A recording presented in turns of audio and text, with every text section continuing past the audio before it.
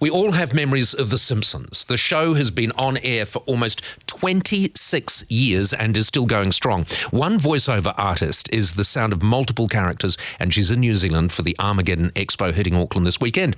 Maggie Roswell voiced Maud Flanders, Miss Hoover, Helen Lovejoy, earning her an Emmy Award nomination. Maggie joins me now. Maggie, good morning. Good morning. So let me take you back to 1989. Yes. You were tapped on the shoulder. Right. And you were in movies. You were a voiceover I was doing artist. in television and films and everything. So when I first did The Simpsons, I mean, actually, when they asked me to do it, I just thought it was a little cartoon. Well, so someone tapped you on the shoulder and said, "Oh, would you like to audition for this? We think you'd be good for this cartoon." And I thought, okay. And the characters that I do, a lot of them, some of the characters were established. So I had to figure out who the person would be. Like I'll do some of the characters. So I do Helen Lovejoy, Lovejoy's wife, the gossipy wife of the minister. And so I had to figure out who would be with Reverend Lovejoy. And Miss Hoover's Lisa's teacher. Off Richard Robards' friends. Mailperson delivers all their mail. Princess Casimir, real name is Shauna Tifton. The head of Kitty Carlisle at Match Game 2010. All the old women in the old folks home with Grandpa. And Sherry Bobbin should take off for Mary Poppins, Luann Van Houten, who's Millhouse's mother, and then, of course, Mad Flanders, who died. God, no, I need to talk about Maud.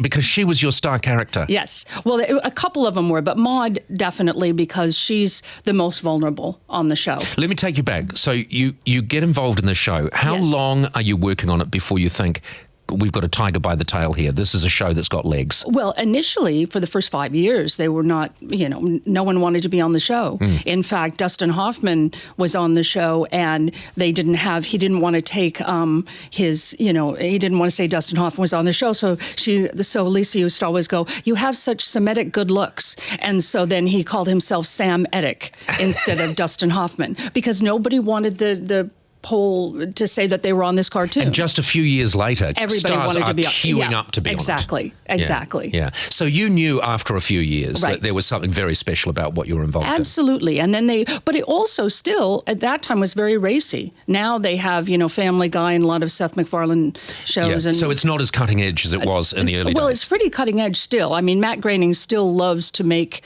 a hook on everything.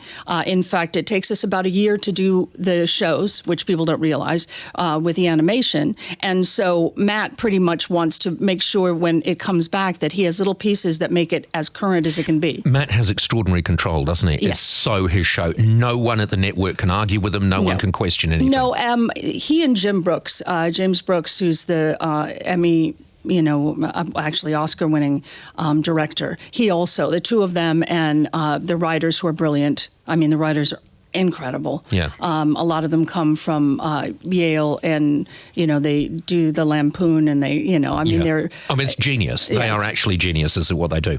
Okay, let me take you back to that day. You go and you read the script. You turn the page on the script. Maud Flanders, you're at if I remember this, it was about, how long ago was it? How many years? Well, see, for us, I'm in my 28th year. Oh, right, yeah. Because for you, because it takes so long to make them. Right. Okay, so you walk in, you're going through the scripts, you turn the page, and I think Maud is you're at some ball game or something like that. Right. Yeah? Yeah. And you've gone to get beverages. Right. They fire the cannon, the T-shirt. Who even knew in New Zealand there were T-shirt cannons? They fire the cannon, and you're dead. Yes, except that wasn't me that was killed, because I'd quit the show on the 10th year and came back on the 13th. Long story.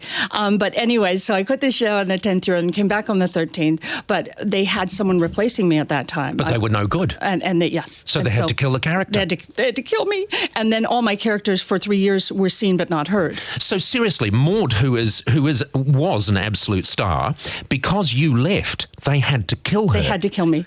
Shoot. They had to kill me, which was really kind of sad. But, and I keep thinking, you have so many of these shows where somebody comes out of the shower or all of a sudden wakes up and goes, "Wow, that was a bad dream," that they can't just have her come back. But they go, it was so kill. And they said, actually, when they did it and they were at the table read, people didn't realize until they turned the page and they go, and then Maud Flanders died. And everybody went, and it would just stop dead in the room. Especially the poor woman that got your job and couldn't do it properly. Oh, well, I guess that's no good for me. All right, I guess I'm dead. Maggie, thank you so much for coming in. Thank you. And all the best for Armageddon, because there are a weird lot of people that go to Armageddon. It will be whacked. And you know what they're going to love? They're going to love your surname. Honestly, going to Armageddon with a surname Roswell. Roswell. Jeez. I know, I'm telling you. You'll be lucky to get out of there alive. All right, you take care, Maggie. Thank you so much. Lovely to see you. Thank you.